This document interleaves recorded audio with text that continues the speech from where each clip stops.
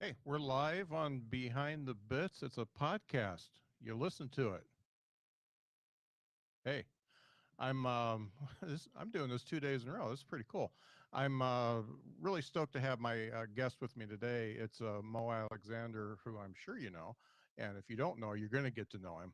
Before we get started, though, I do want to talk about my sponsor. It is Freedom Grooming. Freedom Grooming, because I'm a baldy. I use Freedom Grooming every day, and I normally use it in the shower, but sometimes I can just do it like this.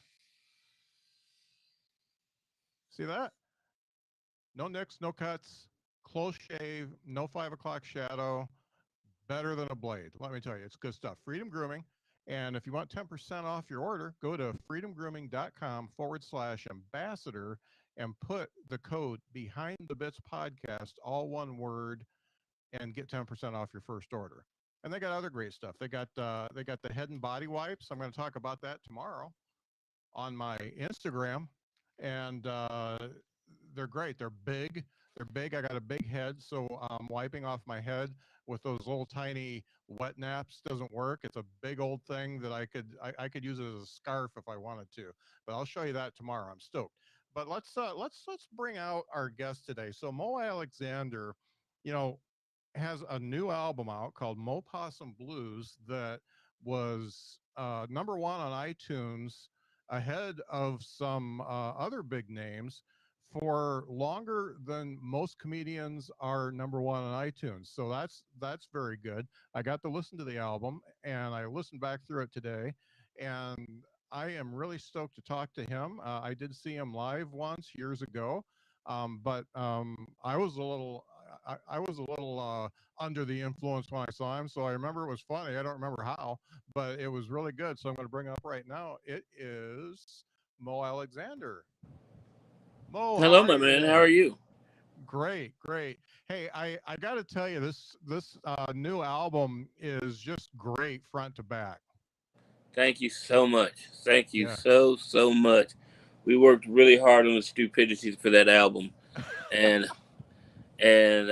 my producer Dan Schlissel from Stand Up Records. You just don't understand. When we first started working together, he was like, "And we're gonna record your album at Sun Studio in Memphis," and I'm like, "Yay!" And in my back of my mind, I'm like, "There's no way those people are gonna let me record an album at Sun Studio."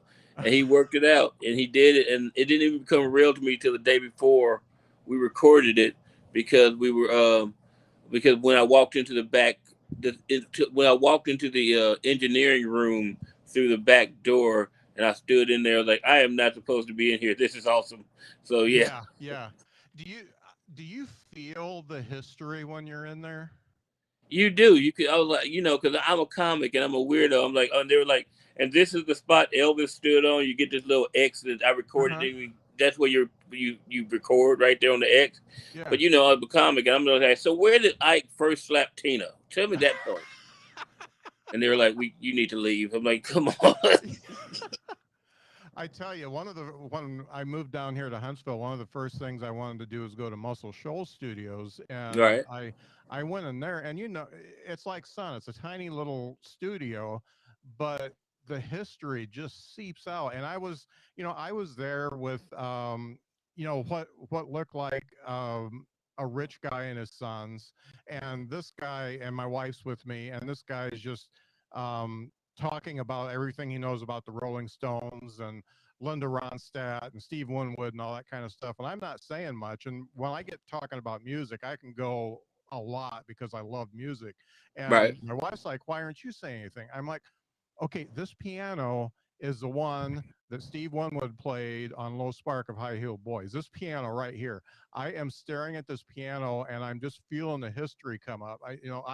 I'm totally speechless, and I just it's really weird, and I want to go back through again so I can listen to the stories a little bit more. But man, those those studios, the talent just kind of gets into the woodwork, and when you walk in there, you really feel it. It's palatable, and I'm really glad you got to record that at Sun. I saw some of the pictures that you posted doing that, and man, that was really really neat. Yeah, man, it was such a cool experience. Because I'm from Memphis, so as by law, I'm not a big Elvis person. But just going in there, it's like, okay, so where did what's his name there's Carl Perkins, Johnny Cash, and all those guys, and I turned serious. I was like, seriously, I know it's never spousal domestic abuse is never funny, but historical domestic abuse is something that I'm gonna make commentary on. I'm like, where did Ike slap Tina? I need to see that spot. Where's the backhand slap stain on the wall? I need to see that. Yeah, yeah, And that's it's a horrible thing to say, but I'm a horrible human being. But yeah, so it's just the energy of that place. If you get the video, because you can get the same, you can get the album on video. We did a video at the same time.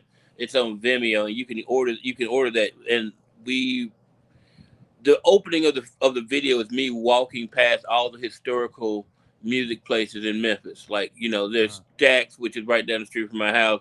There's Boo Mitchell's place. All Sam Phillips' other studio. We walked past all of them, Arden Studios. All these studios. Memphis is full of music studios, and we walked yeah, past all those things just to get the sun to record that uh, album. So it's just a fun experience to do. yeah, yeah.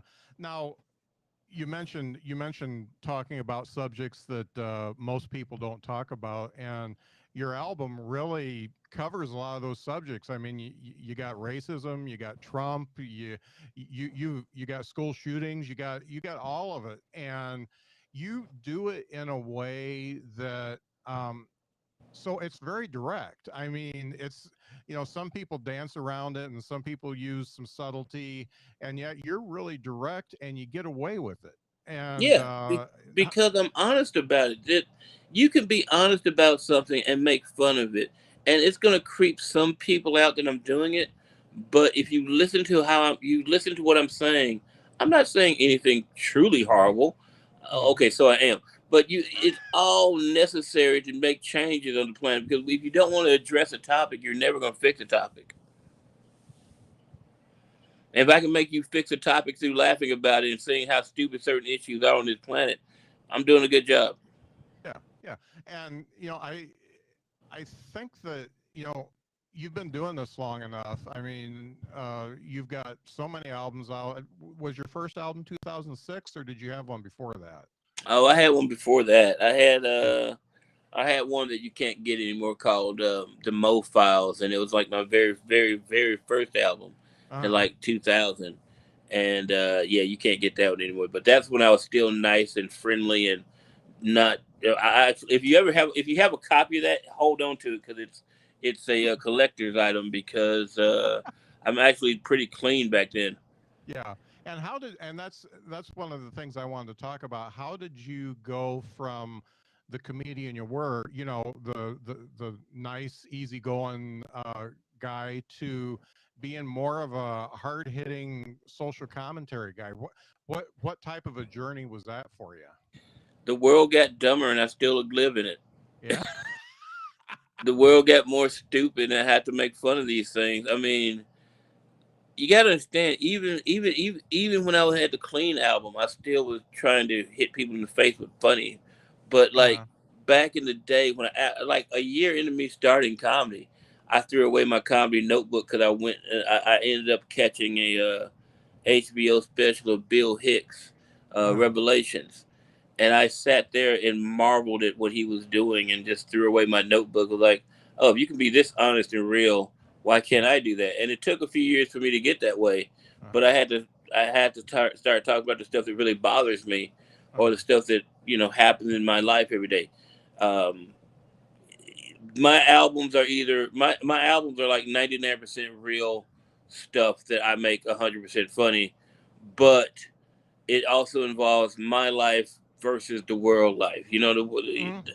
I'm I have a small place on this planet in this universe, and yeah, I can talk about me on a whole album. But why do that? The world is a much larger place that I can make fun of, because seriously, it's gotten dumber. I didn't think it was going to be possible, but Yeah. it keeps surprising me with the stupidity I see on the planet. So I have to make commentary about it. Uh-huh. And you do it well. So when you're transitioning, okay, you see Bill Hicks, you get the idea that maybe you want to go this direction and you start going there, what kinds of, hills and valleys did you have along the way? Well, I'm a weirdo, and I used to do things just to challenge myself. Like, and I tell this to anybody, it's such a horrible thing. Please don't ever do this. You won't. If you succeed, you'll be great. But if you don't succeed, you're gonna hate everything. One of my things I used to do is like I used to do 20 minutes where I could do no wrong, 20 minutes where the crowd would absolutely hate the stuff that I did, and Uh-huh. then the next 20 minutes I am your God. Because I'd bring it back around. It was a challenging Uh, thing to do, but I used to do that all the time for fun. so you wanted to take them out of it just so you could bring them back in. Yeah, yeah. Yeah. If you listen close, so many people just hear the words. They don't hear the context with the words. And Uh-huh. if you just say certain words, they're going to freeze up and lock up because they're not truly listening. Yeah. Especially at comedy shows because they're drinking, and certain places are better than others about that. I left Denver 2 weeks ago, about a week ago now, no, 2 weeks ago, and uh, Denver and the Colorado comedy scene is insane. I love those people. Uh-huh. And then I came back and did Little Rock, and I was like, oh yeah, I forgot you people exist. Oh, not the people exist, but the way that they. I have this brand. I can't say it's a brand new joke. I wrote a joke 8 years ago, and it never got anything ever, so I dropped it. But Uh-huh. now I brought it back after the whole Roe versus Wade thing, and it's not on that new. It's not on the album. This is brand new stuff for me, and it is crushing Oh everywhere yeah. except when I went to Little Rock, and these people are just like, "Hey, you're talking about me," and I'm like, "Yeah, yeah, I am. Now you get it."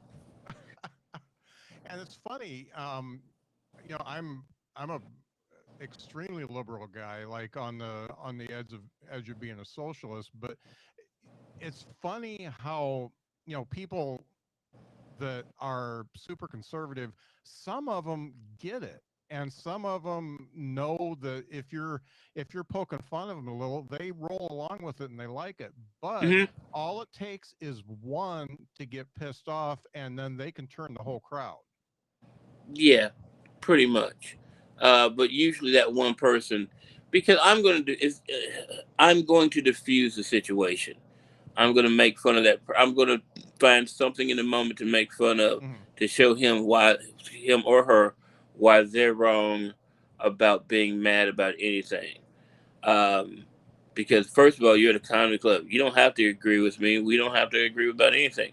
Just sit and realize that the world isn't as black and white as you think it is, and just laugh about making fun of the thing. You might not want to change the situation you're in, but just let's laugh about it. Think how stupid Yeah. it really is. Now, there's only two comedians I know that when I say their name, everybody in the comedy industry lights up. It's you and Stuart Huff. You're the only you're the only two that are I'm in you. good company then. I'm in good Yeah, company then. you're the only two that seem to be universally loved. How do you get to a place like that where you've got so much respect within the community that first of all you can find a gig pretty easy, and second off, everybody's coming to you for advice. How do you get to that place? I'm only a dick if you deserve it. Uh-huh. That's it. I mean that sounds horrible. I mean, most of the open micers in Memphis will tell you completely the opposite, but they all Maybe hate they me, and I'm deserve it, okay with it. right? Yeah. I'm okay with it. They all hate me, and I'm like, all right, I don't care. That's fine. I'll be over here with the number one album. See y'all later. Yeah. Um, I know that sounds kind of dickish, but you always hear that thing. You don't get respect in your hometown, and it's pretty much true. What these people here, Yeah. it's funny to me. Don't you hate it when somebody asks you to give them notes on their set and you actually give them notes and then they get pissed off about it? Oh, I don't do that. I refuse. I give notes if I think you need a note. That's it. If you ask Yeah. me to come up, hey, can you watch my set? No. No. I'm busy. There's a tequila getting cold over there. No, I need to. But being in the same company with Stuart Huff, because he's one of the greatest guys out here. He's a great human being. He's Uh-huh. hilarious. Uh, I love him to death. I love him to death. We've never worked together though. You understand? We've never worked together, Oh but wow. we just have this complete mutual respect. Like he'll leave me a little message. If we're at the same club 2 weeks back to back, he'll leave me a message. I'll take a message to him. Just like it's nothing but love with Stewart. I ain't got nothing but love for that man. He's Yeah. hilarious and he's ridiculous and he's a great human being. And I Yeah. try to live up to all three of those. And you're both similar in that you handle things from more of a philosophical angle, and you get into the root cause of all the shit that's going down in the world. So yeah, that's what I appreciate about it. And sometimes you just want to go see a comedian that makes you laugh, and Yeah. sometimes you want to go see a comedian that makes you think and laugh at the same time. And I'm normally one of those that want to see both, and both of you fit the bill. Both of you do that in such a way that not only do I have a great night laughing, but I learned some stuff too. Yeah. I mean, I never meant to go out to be a teacher with this stuff, but it's just something I can't ignore. I Hmm. can't ignore the world around me being as silly and dumb as it really is, and people take the world too seriously. And yes, Hmm. we need to change a lot of stuff that's happening right now. But why can't you laugh about the stuff that needs to be changed anyway? Yeah. Like right And now, I'm making fun of that hate group, the little boys who dressed up like Best Buy employees and hid in a van trying to break up a gay parade in Coeur d'Alene, Idaho. You know how much of a uh, bitch you have to be to break up a gay parade in Coeur d'Alene? Come to Memphis, Tennessee, and do that. I know three drag yeah. queens will stick an 8-inch heel inside somebody's asshole right now. So let's go. And you got to make fun of those people because this is real. These people are out here existing, and I'm going to make fun of them because they're stupid. Because I swear to you, God, Uh-huh. I swear to you, dude, I will never be scared of a dude who dressed like a Best Buy employee, yeah, a Geek Squad dude. Like, hey man, why don't you shut up? Because nobody cares about your theory on critical race theory. Why don't you put my screen protector on properly this time? No bubbles.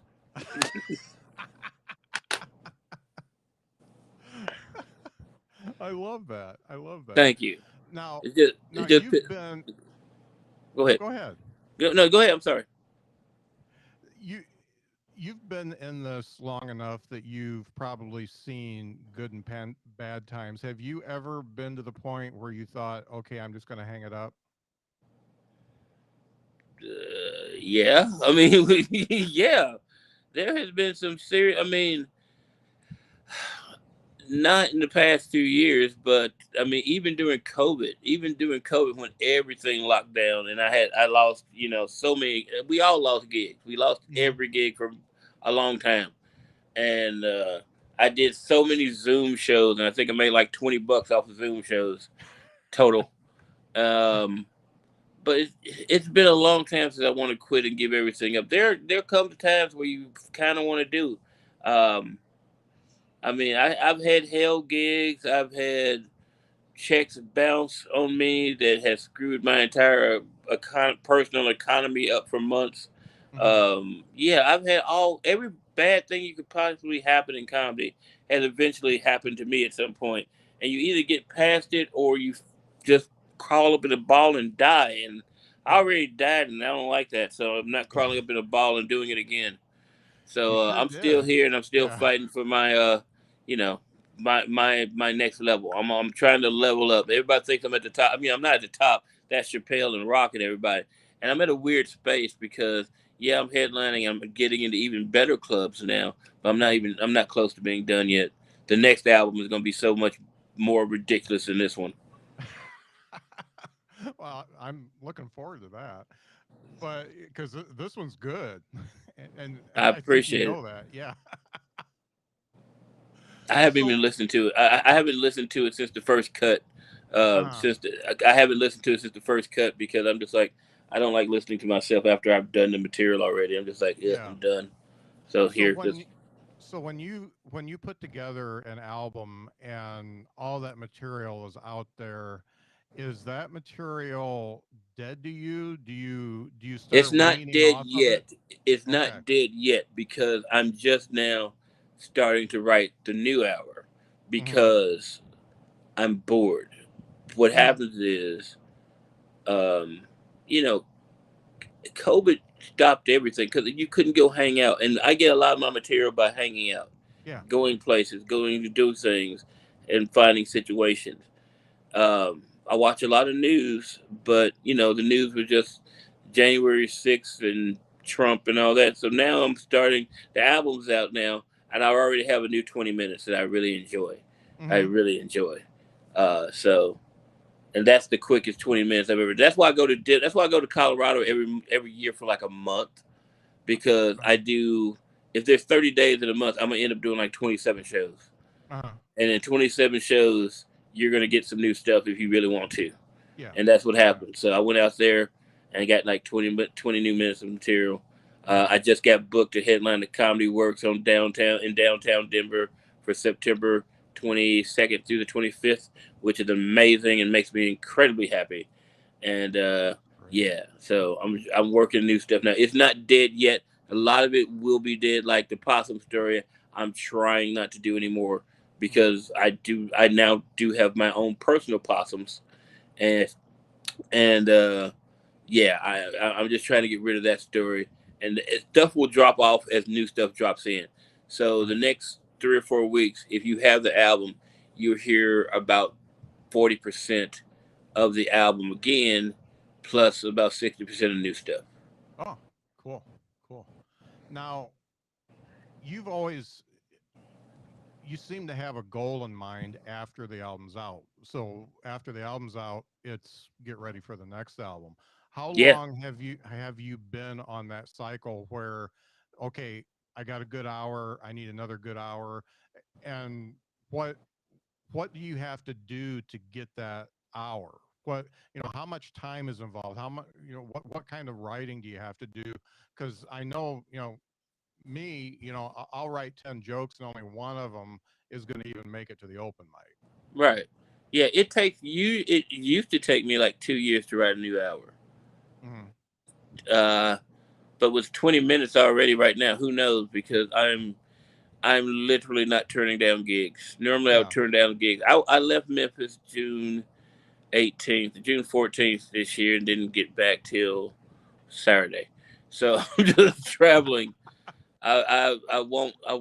I'm not turning out any decent gig right now. It's not even for money. It's just because I need to write, and Hmm. I need to get on stage and just say horrible things, and then Hmm. play with those horrible things. Because, as I said, that I didn't even tell you that whole joke I just told. I just told you part of it, but that wrote itself on the road in clubs in the past 2 or 3 weeks, and Uh-huh. I'm just loving it now. I'm like, ha ha Yeah. ha ha. Yeah. That, and there's other, yeah, there's new stuff that I'm very happy about. But it takes usually about 2 years. But right now, as I said, the more I'm on stage, the more I get to play, because a lot of stuff gets written on stage, and then I have to go home and edit down, and then I'll try that edited down version on stage and see the flow and see what happens. Hmm. Yeah, I write a lot on stage. I write a lot of my jokes on stage because things happen that I can't have control of sometimes, and Hmm. I just want. There's a topic that might have hit me right before I walked on stage, and even I'm on stage doing my act, it's in the back of the head writing itself. I'm like, what about this? Well, we could do this Uh-huh. and this, and then I'll just try it, and it might not work the first time, but I'm good with that because I'm like, oh, I see the bones here. Let's put some Uh-huh. skin on it. Ha ha. So when you have the bones like that, so a premise hits you and you say it out loud, kind of you know impromptu while you're up there, and you know that you've got something. What do you do with it after that? Do you take it back and do you write out stuff longhand? Do you take it back up on stage? What do you do? I don't write a joke down until I like it. Okay. It's all in my head. Hmm. All of it. All is in my head. I mean, I'll write that if I have to just to remember it. I'll write down like the key words that I need to know, and that's it. And those three key words that I need to know will evolve Uh-huh. into what the joke eternally becomes. Like the jokes are never finished. Also, that's the thing. Right. Jokes are never finished. There's a joke in on that album. I think transgender physics. Uh-huh. Yeah, uh, but that joke has now evolved as well, and there's like a different intro that I did. There's a different beginning to that joke that I did on that than I did on the album. Uh-huh. So the new version is even more disturbing. Yeah. It's funny. I was talking to a Canadian comic yesterday, and Ooh, one of the things we talked about, his name's Glenn Foster. I don't know that one. Yeah, he's been doing it for 40 years, and mostly, he's known in Canada, and that's about it. But one of the things that we talked about, and you talk about doing all these shows, is just the fact that knowing that you're going to do a show, or you're going to do a mic, you're going to do something that whole day prior to it, puts you in a creative space that you would not be in if you weren't doing the show. Do you agree with that? I I don't know if I don't know if that's not part of my process. Uh-huh. It's not part of my process because um, I, I get creative. I'm not a daylight person. Like right now, I shouldn't be awake. Yeah. The later in the day it goes, yeah, and it's 4:30 right now. The later in the day it goes, the more my brain works. The Uh-huh. better my brain works, and the better the more creative I get. You know what I'm saying Uh-huh. when it comes to that. Yeah. Like when I normally do radio in the morning, AM morning radio, Yeah. or I mean, morning radio. I try not to sleep before morning radio, and I'll just stay up all Yeah. day, all night, and do the radio, and then go to bed Uh-huh. because I am not funny in the AM in the morning. I'm not. It's just horrible. It's like never take a math class as your first class in high school Yeah. or college. Don't do that. You're not awake enough to do that. I'm not Yeah. awake enough to be funny at 7 a.m. to 9:30 a.m. I can't. It's just like ugh. So I just stay up all night, and you know, maybe a monster, maybe a shot of tequila, maybe the shot of tequila with a monster. Let's go. Um, Monster Zero, by the way, Monster Zero. Um, but That's no, funny. I don't. I'm not berating his process, but it's different for me. I'm Yeah. always excited to get on stage, and it's not like a creative thing. Like, oh, I'm going on stage with Mark. Let me create it. No, the creativity is, hey, we just went drinking at this bar, and you wouldn't believe what happened at this bar, Uh-huh. and this happened here, and that's how I am. I take the way I do my shows, and this is gonna sound weird to some people. The way I do my shows is every show I try to treat every show like I have been on the road for 6 months. I haven't seen my friends in 6 months, and we are going drinking, and I'm telling you all the stories you've missed out on. Uh-huh. That's how I do my shows. That's how I operate. Uh-huh. Yeah, That's I want that. that entire front row to be friends of mine. Not literally, but I want the entire front row to feel like they're friends of mine. Like y'all wouldn't believe the bullshit that we just went through.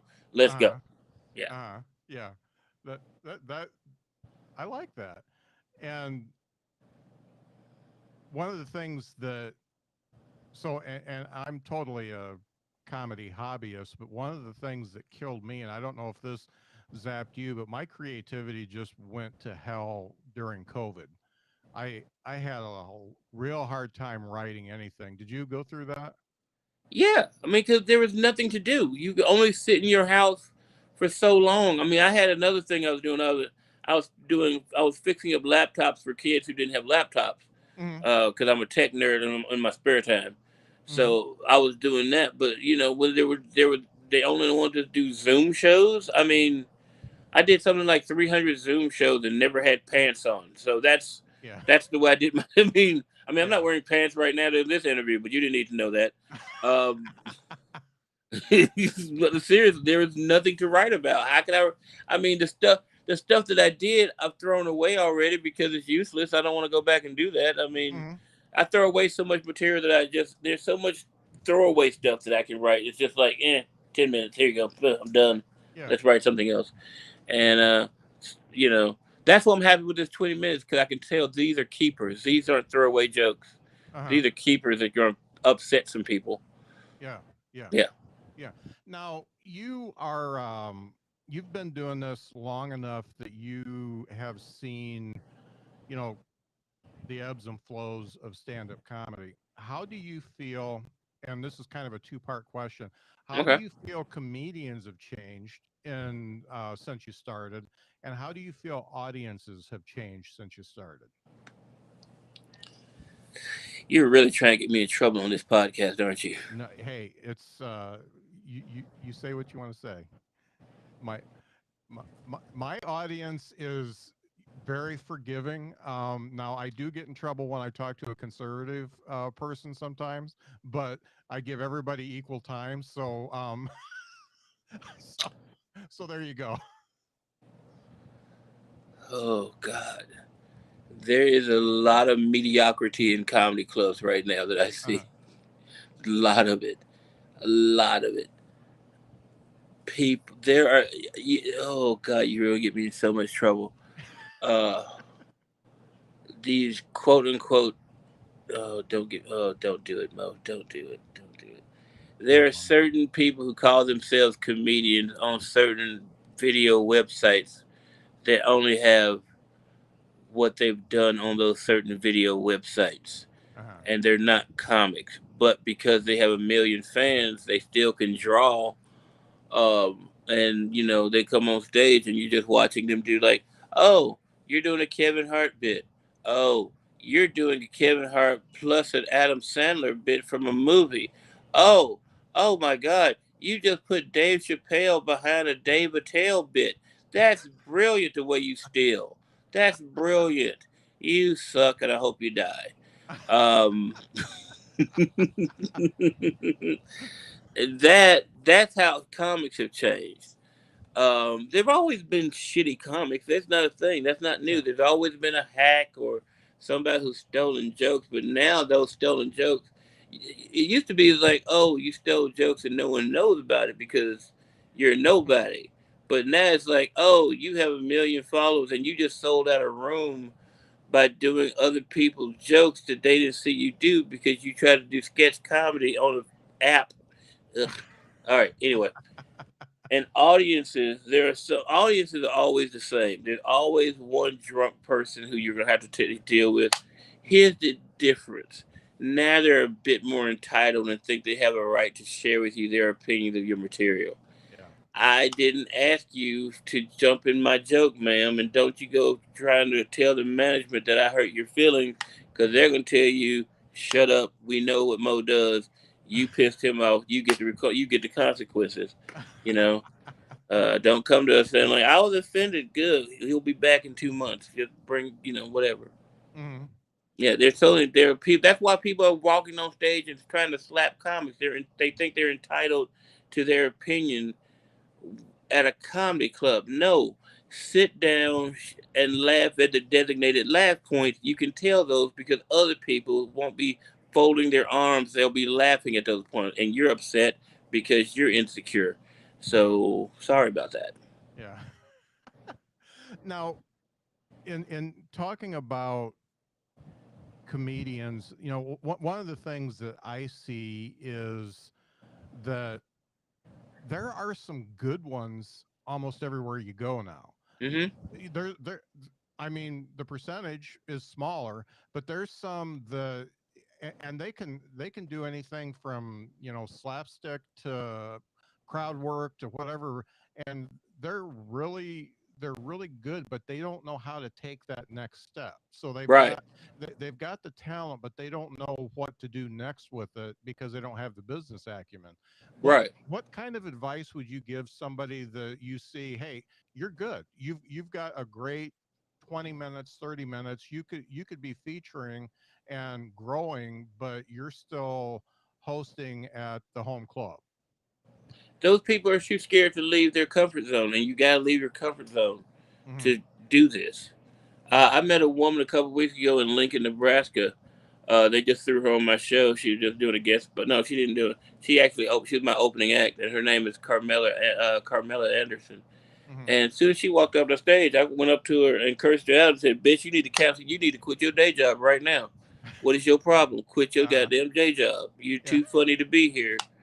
And she had no clue what to do. And right now, one of my partners, Chandra Massey, she has Chandra Massey has a side project where she's making electronic press kits for comedians, Hmm. and which is most of them don't know what the hell they're doing. They're just sitting at a here's a link to my tape, and that's not professional looking. They're like, oh, he has no clue what you're doing. Yeah. You know, that if you just send them a video link, here's a headshot that's not in the right format, and you need to have something properly put together to make sure to show people, hey, this is what I'm doing, and this is who I am. And you might not know my name now, but these people on this EPK know me, and they can vouch for everything I'm saying. And here's a clip from my Kevin Hart thing, and here's a clip from my album that just went #1 on iTunes, and here's a clip, and you know, here's something that owner of Stardom said about me. You should probably book me. How about this? You know, Mm-hmm. you need stuff like that, and a lot of people don't have a clue how to do that. How to start, how to formulate this thing into an LLC, or so you can be an independent not independent, uh, formulate a business part of this thing, so you can actually write off stuff on your taxes that you need to, like, you had to pay for a hotel room, you get to write that off eventually. You know, it's like, this is an expense. They don't understand that. You got to Mm-hmm. learn all that kind of stuff, because unfortunately, more than 50% of the word is show business. It's business, Yeah. and it really is. Yeah. And how did you learn it? The hard way, Yeah. doing it, Yeah. figuring it out for myself, Yeah. doing When everything. I was like, oh, I can write this off. Cool, yay. You yeah. know, And what yes. was it that made you take the leap from, because you say it's the comfort zone. When did you decide, okay, I'm going to jump out of my comfort zone. I'm going to make comedy my full-time gig? When my grandmother died in 1996, she died, and there was no reason for me to be in Memphis at that time. So I was just like, all right, I'm out, peace. And I Mm-hmm. left from July '96, and didn't come back to Memphis till December '96, and uh, yeah, I was gone completely. I left. I just went on the road. I survived on MC money. Back in the day, they had clubs that used to run Tuesday through Sunday, and in the South, there was this small chain called Comedy House, Mm-hmm. and I ended up, you know, even though I started out on the road featuring, um, to just take the work at an MC for 2 weeks at a place, make that money, and then go to my next gig, and just did everything. There's nothing I didn't do. I took buses, planes, trains. I slept at the Atlanta airport many nights. There is nothing that I wouldn't do to get on the road, and I just stayed out, Uh, and I've been here since. Along the way, did you have any comedians that just took you under their wing or gave you a piece of advice that you're still using today? Oh, there's a lot of comics out there who gave me advice and stuff. People I still love to this day. Reverend Billy Wirtz, one of my best friends. One of the only yeah, before I ever did stand up comedy, I only went to go. I only paid to see two comics, and one was Reverend Billy C. Wirtz, who became one of my better friends in life, and George Carlin. Those are the only two live comics I'd ever seen before I ever did stand up. Mm-hmm. And then, you know, Lori Kilmartin. Lori Kilmartin is probably the reason I'm still in this business, Uh-huh. and that's because when I left Memphis, I was working 6 weeks straight with comics who were just about to party. Let's go Uh-huh. get drunk. Let's go do this. Let's go do this after the show. And nobody tried to do anything creative or write anything. Uh-huh. And me and Lori ended up working together, where I was the host and she was the middle act for some comic who apparently now is a self help person. I'm like, yeah. And he hated us completely because every night we tried different material. Uh-huh. Every night we wanted to do something different and interesting. Yeah. And he was not about that life. And she's the only reason I did not get burnt out in my first 6 weeks of comedy, because I was hating it. I was hating it, you know, because everybody was like, let's go party. I don't want to party. I'm Yeah. making like $250 this week. I don't have money to party. No, no. So, Lori's uh, another one. I'd have to say there's three that I know that when that name comes up, everybody unanimously says that they're a great person, a great comic. Lori's another one. You, yeah, Lori's Stu, awesome. and Lori. Yeah. Gloria Kilmore is one of the, I mean, I was so happy that first time I met her. I was so happy because, like, a few weeks prior, I'd seen her on TV, and I'm like, oh, she's hilarious, because she had this one joke back in the day about how she wanted to marry Charlie Sheen so her last name could be Laurie Kilmartin Sheen. And I was like, she's evil. And And then we became friends. I just saw her a couple weeks ago. She played the Comedy Works in the south part of Denver, and I Mhm. went to go hang out with her, and because we hadn't seen each other in like 20 years, so we Mhm. keep missing each other. I mean, she'll be in one place one week, and as a headliner, we miss all our friends because we're all headliners. So whenever Uh-huh. you can get a chance to go see one, it's like rush, let's go hang out and Yeah. tell stories and compare notes. And yeah, that's when I met Wendy Curtis at the of the Comedy Works, and she was like, "Hey, I know who you are. We've already had to talk about you. We're gonna book you sometime in the near future." And September 22nd through the 25th, if you're in Denver, Colorado, please come out to my very first time at the Comedy Works, headlining that place and being weird and trying out new material. It's gonna be great. Yeah. Oh man, that's great. Now, one of the things that it's always a point of contention between comedians is the whole cancel culture thing. So I'm I'm of the thought that there's not really cancel culture. There is just folks that have been picked on for so long and they're tired of hearing it, and everybody punching down, and so they're going to get their voice out there. What's your thinking on that? I think there's a lot of whiny bitches who think that their opinion matters about jokes. Uh-huh. I don't care if you like a joke or not. If the joke is funny, it's funny, and I'm sorry if you get offended by it. Someone called my comedy. I was in a Winter Park, Colorado, and some guy was like, "Your jokes are just woke," and I'm like, "Oh, I think you mispronounced hilarious." Uh, but I thought about it, and I wrote a joke about him calling me woke. I'm just like, "Oh, I'm Yeah. sorry that my jokes aren't marginalizing the people you've been used to hearing marginalized on stage. So if that makes my jokes woke, I'm okay with that." Uh-huh. Yeah. I'm still an asshole. I'm still making fun of people, uh, but I'm not picking on people just because a person is flawed or something. I'm making fun of the person because they need to be made fun of. Uh-huh. They've Yeah. done something stupid in this planet that makes them or should make them ostracized. Do I Yeah. make fun of gay people? No. If I do have a gay joke, it's like all my trans jokes are pro trans.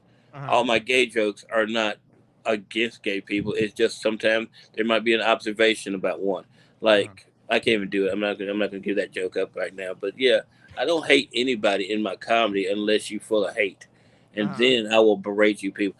Cancel culture. If you want to cancel me, that's fine. That just means that you don't like to laugh at things that challenges your brain at all.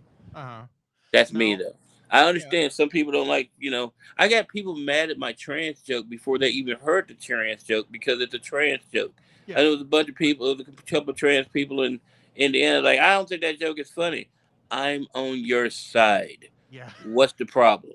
Well, it's a Listen joke to the about rest of the words. genitalia. Yeah. Yes, because that's the part that most people have a concern about. They're not looking at your mental health or what had there's it's a yes, it's a but it's not a cheap joke about your genitalia. It's a joke about you heard it, Yeah. Yeah. Yeah. And also, on the other side of that, have you ever had somebody come up to you after a show or write you an email or whatever and say, "Hey, not only was that good, but you changed my mind about something." Actually I have, and that always freaks me out. It really does. It's so I'm like, wait a minute. So I'm really changing the world's mind with certain jokes because I'm like, all right, that's weird, but I'm happy. It's something I've always wanted to hear, but when I actually hear it, I'm like, oh my god, what the hell am I doing? I'm like one bad shitty gig away from starting my own cult. Yeah. And that's funny because I personally feel like comedians are really the last bastion of truth out there Well, because you can't. I hate. I'm not. Don't get mad at me, but I okay, hate when people say that. I okay, hate when people say that because there's about 10% that's a real bastion of free speech, right, and the rest are telling dick jokes. yeah, right, Okay, right, yeah, they're just yeah. telling bad dick jokes. And let me Yeah, say let there me is a say segment of society that is the last bastion of free speech in America. But at the Mm-hmm. same time, you're those people have more problems than anybody else. You Yeah. got alcoholics and drug abusers, and they're trying to change the world like that. I'm Uh-huh. lucky. I don't have any alcohol issues. I don't have any drug issues. I drink a lot of tequila, but I only drink when I work. But I work a lot. Anyway, I don't drink when I'm off stage. Um, I hear that phrase and I just look at the world. I'm just like him, her, him, her. All right, the rest of y'all suck, and that's where Uh-huh. it is. I think it's just like ugh. Yeah. It's like, hey, let's do a joke about '90s. No, no, no. I Yeah. agree and disagree with the statement. Yes, there are Right. some comics out there that are free speech rebellion and bastions, and we need to keep doing it. And then there's 80% that's just, sorry, very honest, Yeah. very honest. And Sorry. I'll amend that to say that a comedy stage is the last place where you have the opportunity to Yes, to to tell the truth. And yes, I will give you what you that. do, Now that's better. Thank you, sir. yeah. a- Yes, that's true. That's And true. what you do with it is It's that's on up to you. What you. you do Yeah. with it is on you. If you want to go up there and save the world with jokes that are actually funny, if you just want to go up and be funny and with no message, that's fine. If you Yeah. want to bring a puppet out and be racist as hell, okay, that's you. Do your Uh-huh. own thing, you know. Now you seem like a no regrets type of guy, but is there anything that you know now that you wish you would have known when you started? Yes, if someone offers you money for a something you have sold for a movie project, make sure you don't take the money and ask for a point on the movie. Okay. That sounds very specific. Very specific. Very specific. Because if I had taken the points on the movie instead of the $5 grand I've made for selling a joke, I would have had like I don't know $500,000. Uh, I've heard that from a couple people, and I've heard of TV shows that are based off of a person's act that is just completely stolen too. Yeah, oh, yeah, that happened. Yeah, That yeah, happens. yeah. And it's it's kind of the way the business is, Oh yeah, and you because gotta a lot of the writers you see are comics or failed comics, and they hang at the comedy club trying to get their time, and then they go up and like, hey, that's a great premise, and suddenly, it's in a TV show that, yeah, yeah, it's like, yeah, hey, wait a minute, yeah. that's just slightly off from what I just said. Why is this on TV? Who wrote this Oh man. episode? Yeah. Well, I got to tell you, it was really great getting to know you. And, I have a lot of respect for what you do. And, this album, Mo Possum Blues, is just, it's so good. And I'll Thank you. probably listen to it again tomorrow. Please And, do. Hey, do and me a favor. Go write a review of it on iTunes or something. oh, yeah. Please tell Yeah, these. for sure. I really need people to do that because all last weekend, not this past, August, the weekend of August 12th, 11, I was on stage. I was about to go on stage in Albuquerque, New Mexico, at the Dry Heat Comedy Club, which is an awesome little club, by the way. I love you, ladies. And right before I walked on stage, I was like, "Hey, you're number one on Amazon." I'm like, "What?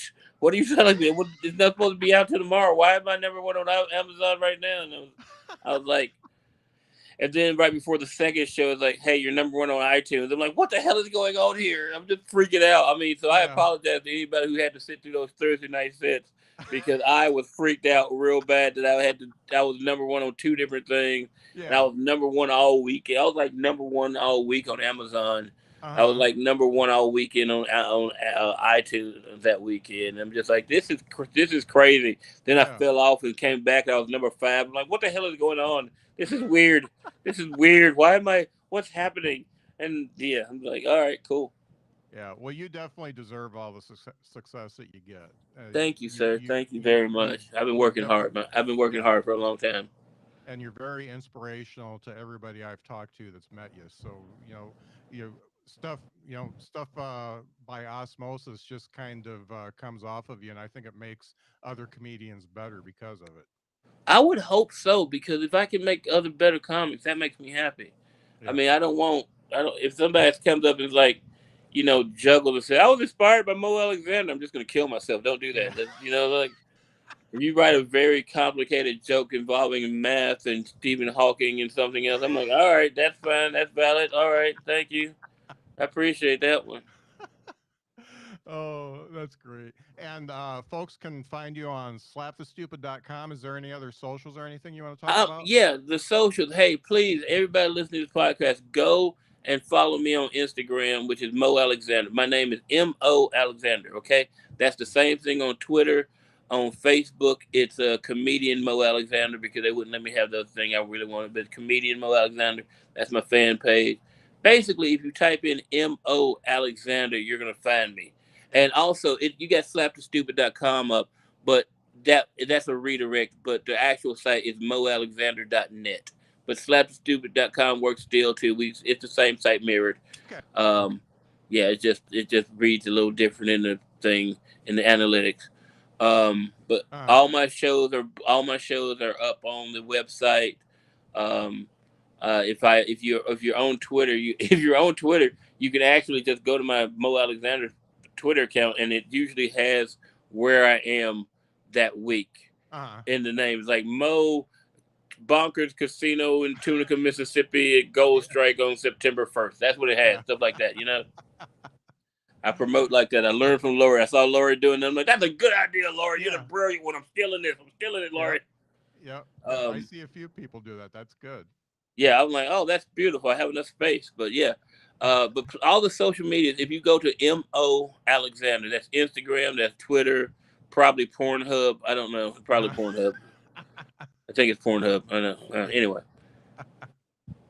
Well, I got to tell you, you're an inspiration, and I'm really glad we got to connect. I really appreciate you reaching out to me and doing this. This is fun.